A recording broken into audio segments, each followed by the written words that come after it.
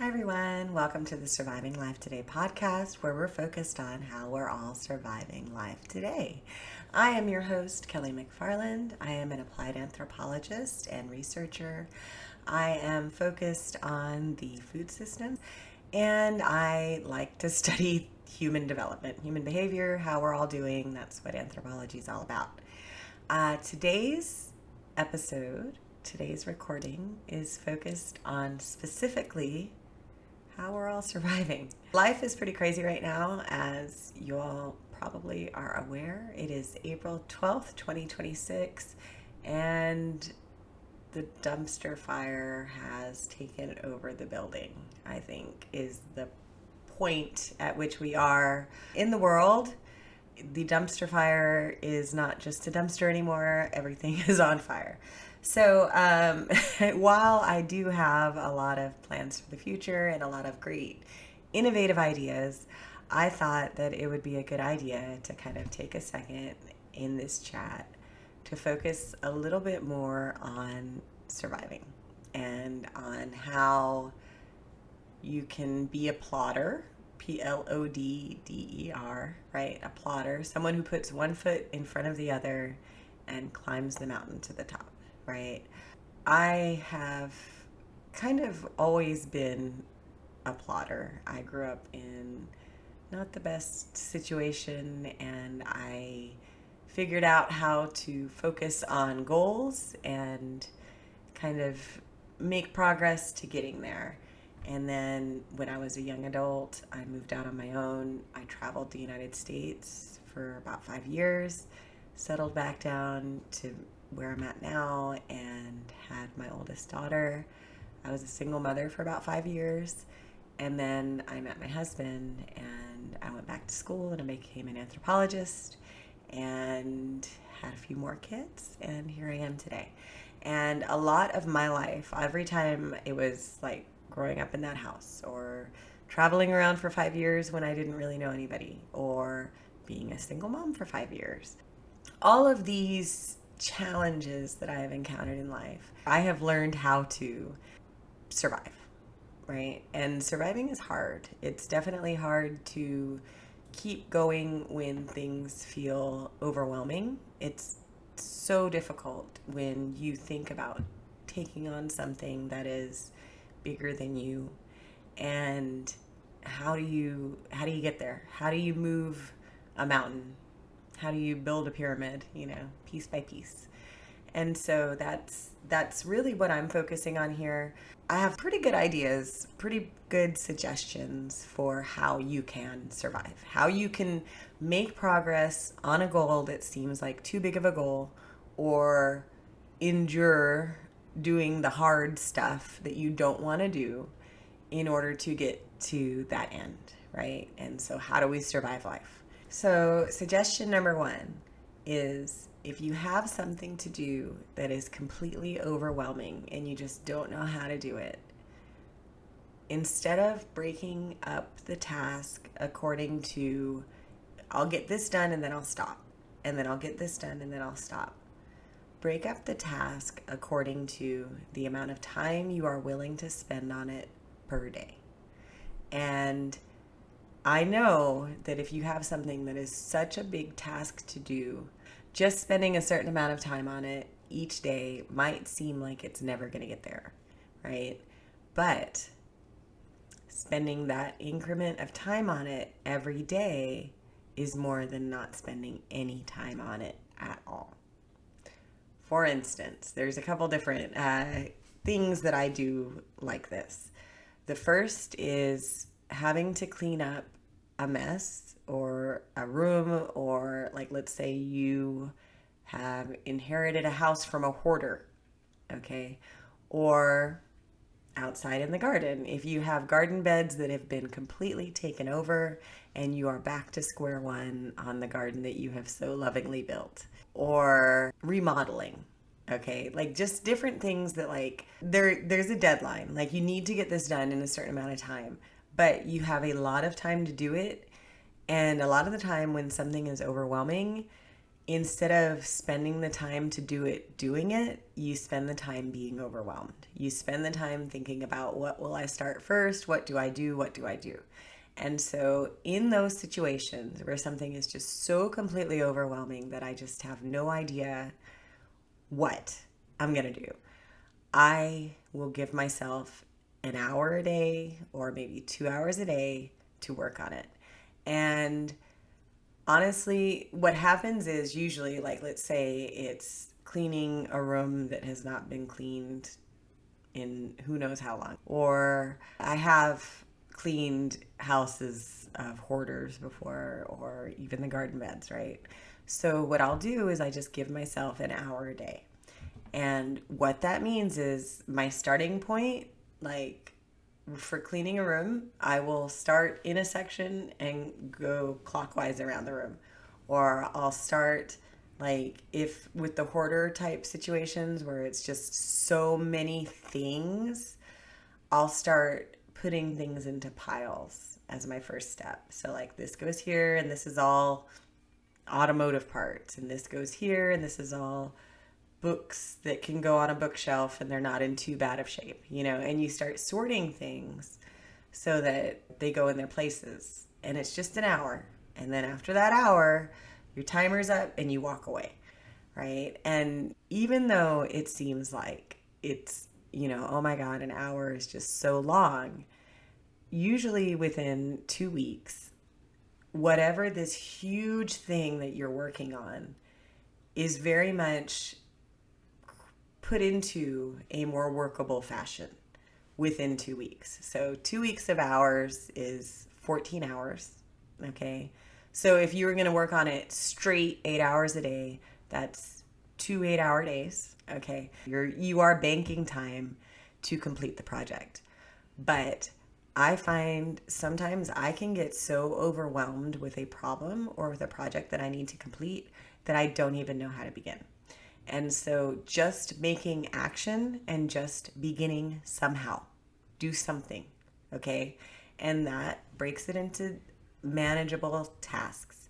Now, if it's a project that you can look at and you can see, like, the pathway to complete, it's a lot easier to break it into just tasks to finish, right? Like, so, like, if my kids have their bedroom and it's kind of a mess but not too bad, right? Then you can be like, okay, pick up all the dirty clothes, pick up all the trash, put all of the little figurine toys where they belong, put all the books where they belong, and you can kind of like separate that into tasks to where it's like, first we do this, then we do this. And then eventually you hit a point where you can see the light at the end of the tunnel and how to progress to everything being finished. But if it's more overwhelming and you just can't even think of how to start, then the hour a day or 2 hours a day or 30 minutes a day, however you want to break up this time, just giving yourself time to say, I'm going to do this. And so with the garden, with the weeds in the garden, that is definitely a time task for me, because I will get so overwhelmed that I'll spend 4 hours in the garden cleaning up all the beds, and then I won't be able to work again for 2 or 3 days because I'm so sore from all the time that I spent in the garden, right? So sometimes, even if you do invest all that time, you end up making it so that you have to take a bigger break and you set yourself back a few days anyway. So instead, what I do is every day at a reasonable time, right, when it's cool outside, not too hot, in the morning hours or in the late afternoon hours, I will take an hour and just go work in the garden. And when my hour's up, my timer goes off, I look around, like, where am I at? Can I finish whatever, this one bed that I'm working on? Or do I just want to come back tomorrow? And in that manner, you do it all. I'm recording a video about how the garden looks, so you can feel free to watch that to kind of see, like, my progress as we take back control of our seasonal vegetable garden. So then the second thing, when you have a project that you're working on, when you have something that is a big project with big things, lots of moving parts, this could be something that's overwhelming, like in my first example. It could also be something like making something, like if you're making a craft, if you're building a table, if you're creating a presentation for class, if you're sewing something, if you're just honestly putting something together that has a lot of moving parts. Like, how do we do that and still stay motivated to complete it, right? So a lot of the time when you're working on a project, I would say, especially with crafts, but also with projects for school, with building projects, with things like that.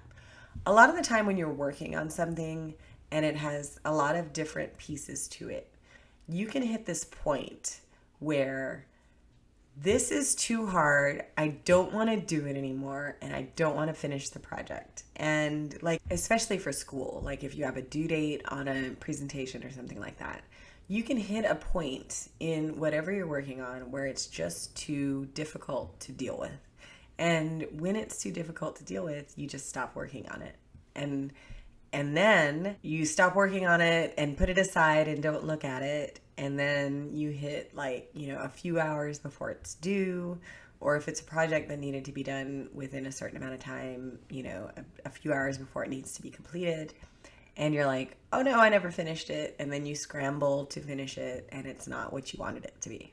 So instead of doing that, instead of putting something aside and not looking at it, if it's like a bigger project, especially a presentation or something with a timeline to complete, what I will do is work on different aspects of the project when one thing gets out of hand, right? So let's say I have a presentation that's due for school and I have done all of the beginning of the presentation and I've worked through like setting it all up to where at this point I have to analyze something and I have to discuss what the analysis means.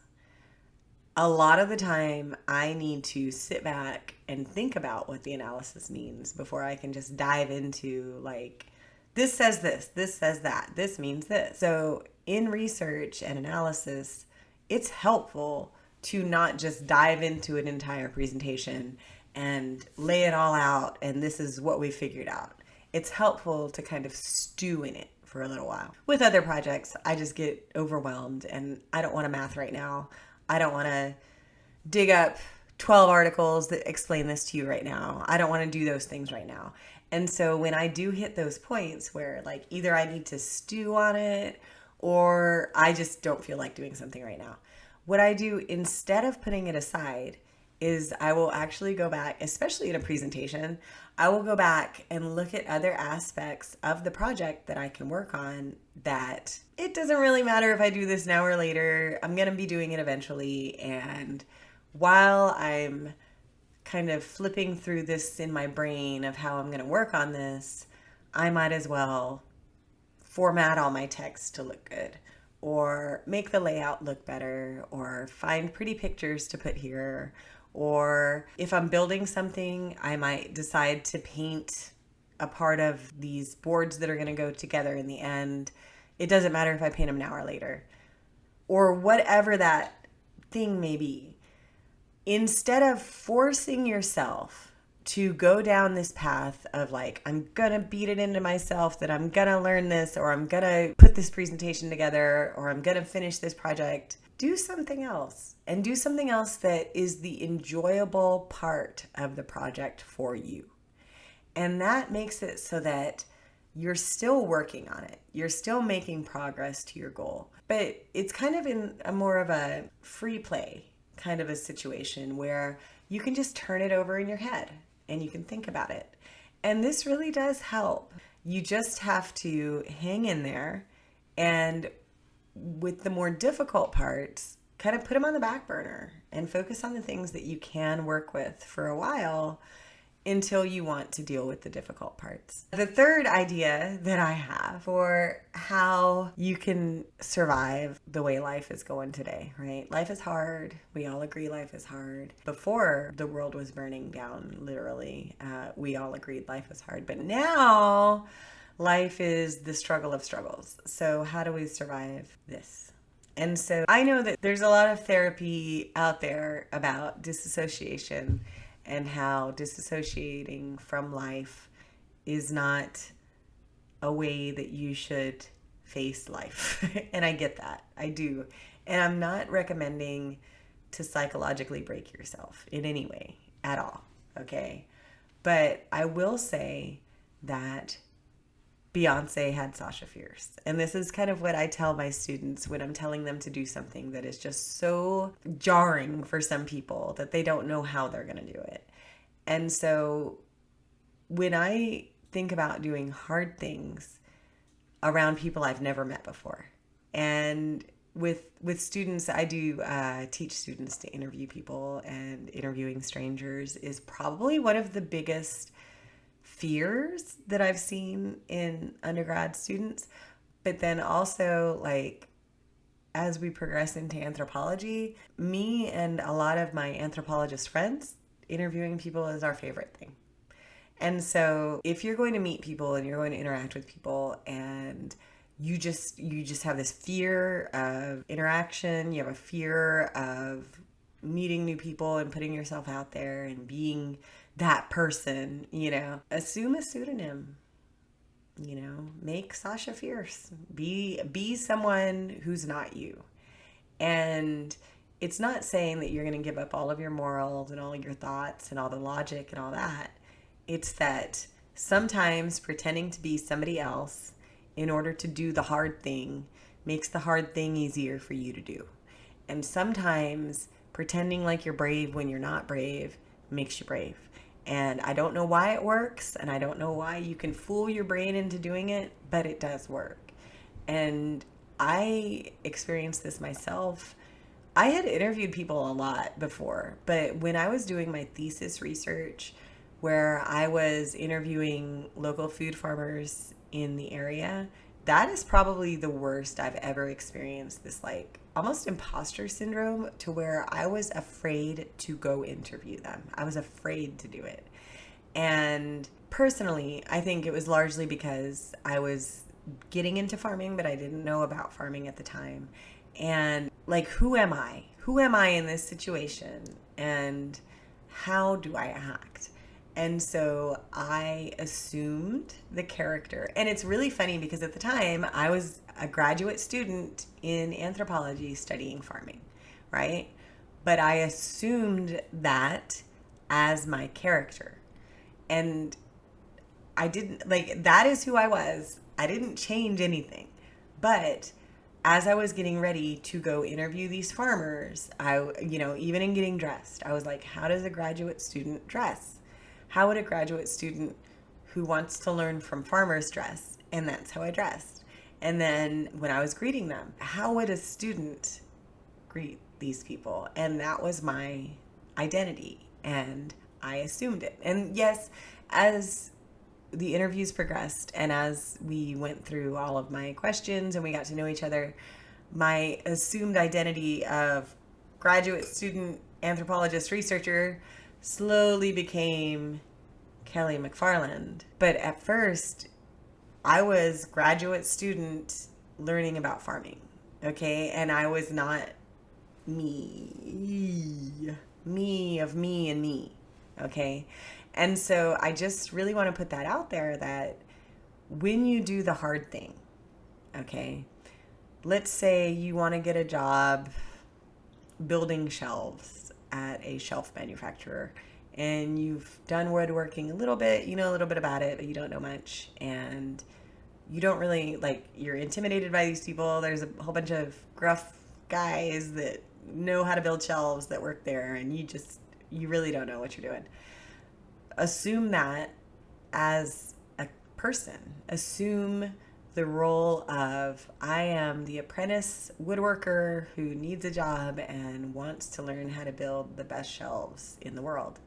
And I have no idea how this tricks your brain into doing the thing, but for some reason, for me at least, and for other people that I have discussed it with, this works. It works to just kind of pretend, fake it till you make it, is what they say. But I don't think it's necessarily like telling people I have a job that I don't have, or telling people that I do things that I don't do. It's more like, what is a college student researcher like?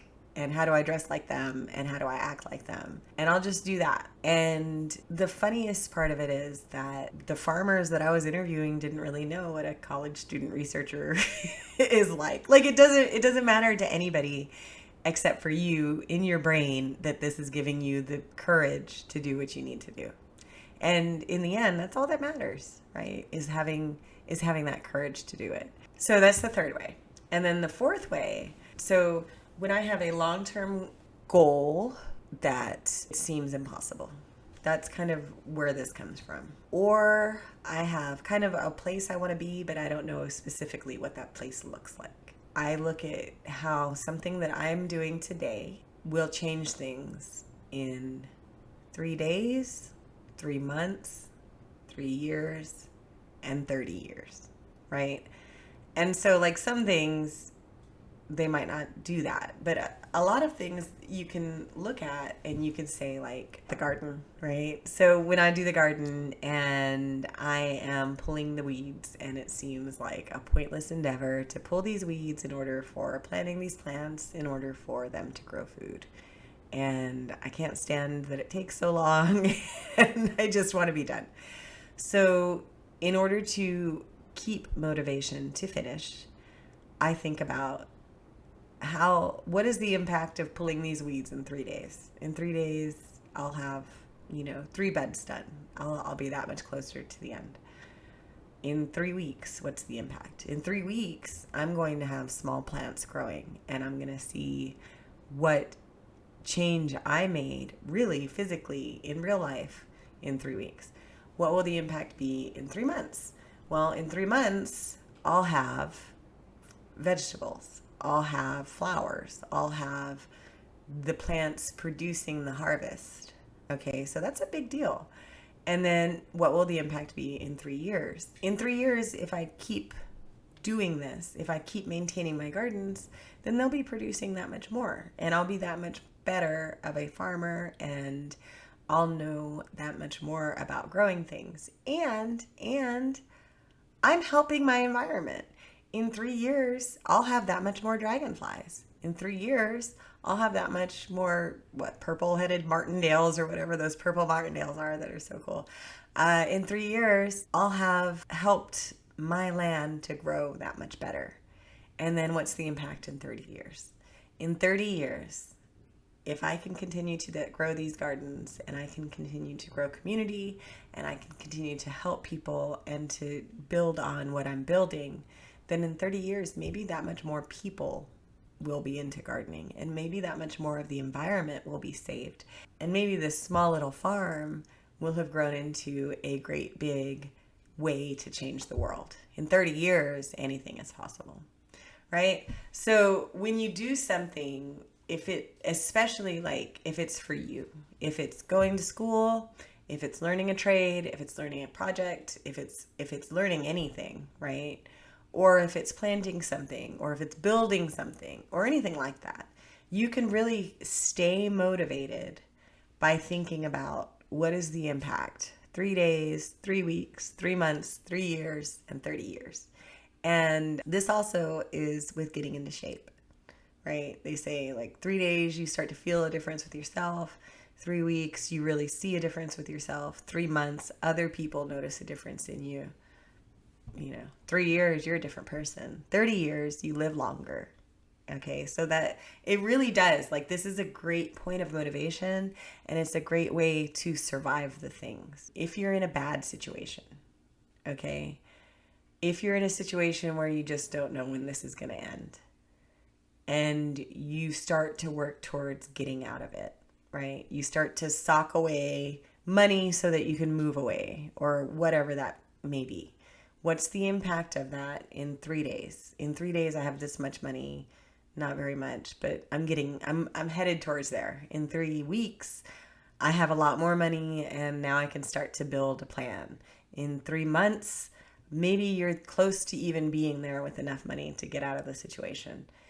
In 3 years, not only have you escaped the situation, but you've created a savings for your money. And now you're like really doing great things. And in 30 years, that is a memory that you had of a bad time that you had to suffer through. and now you're doing so much better. And oh my goodness, how would your life have been different if you had stayed in that? Right? So everything that you think of that you've got a goal to complete, looking at it in this kind of like strategic planning. What is the impact of this, and how, not only like how does this change things, but how can I keep adding to this to change more things and to have a different future altogether, is a great way to stay motivated to do the hard thing. And then the final point about how we can all survive, right? How do we survive this life that we're in right now that is really, really hard? Things are hard right now. How do we survive it? My fifth and final suggestion is to think about the things that you can change. There's a lot that is overwhelming that we cannot change right now. And I am someone who will obsess, and I will obsess myself into a corner and not be able to see which way is up. And instead of obsessing, I have to get out of my head and do. And the main thing that I find hope in is actual action. It's not in talking about how we can make change. It is in physically doing something to change things. So my focus, my strong focus on the garden right now is a part of that. Yes, I am very much reinvesting in the farm. Yes, I am saying that this farm is our future and it is our legacy, and this is how I myself can change the world, and I know that I can, and I want to work towards that. So yes, there's that. But there's also the idea that in fall of this year, we're going to be struggling with food. The entire United States. There's the projection that we will all be struggling with food prices, that United States farmers are going to be going under, and that our food system is going to be in dire straits. So what can I do about that? What I can do is I can take my garden back. And what I can do is I can plant fruit and vegetables that will feed us, or at least supplement our food, so that we won't be suffering as bad in the fall. So just kind of like, what can I do to change this? In the political world, right? There's a lot that is out of hand that we have no control over, but there's some things that we do have control over. One of them is sharing knowledge, sharing the truth about things, making sure that our neighbors are informed of the way the world is looking today. That's one thing you can do. Calling your political representatives, that's another thing you can do. Protesting or doing whatever you can to create an awareness that you're not happy with how things are. That's another thing you can do. And finding innovative ways forward. That is a big thing you can do. So all of those things I also focus on. And I recommend for you to focus on, because we all do need to survive. All right, so if you've made it this far, then congratulations. Those are the points I have for how you can survive life today. So by focusing on the things that I can change, I find that I can make progress and find hope. And then with that, with all of these things combined of how to survive, I find that if you start making these practices that you kind of use when things get overwhelming or when you see that there's a challenge, it gives you a bit of a toolbox so that you can look at a situation that you feel is overwhelming or is too much, and you can say, like, how can I navigate this so that I can do it? Because we can, like, as humans, we can do incredible things.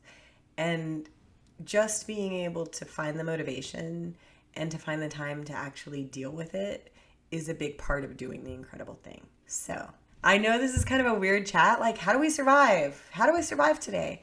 But I find that these 5 different points about how to withstand life and survive through it so that we can thrive are kind of the foundation of how I get through it. So I hope you found this to be helpful. Please, if you have anything to say about any of these points, or if you have ideas about how you survive life and what you do to get through it, please leave those in the comments below. Also, please be sure to like, share, hype me up, all those things, so we can reach greater audiences. And I think that's about all for this chat. So, whatever you're doing in life, I hope that you survive and thrive in all that you do. Take care.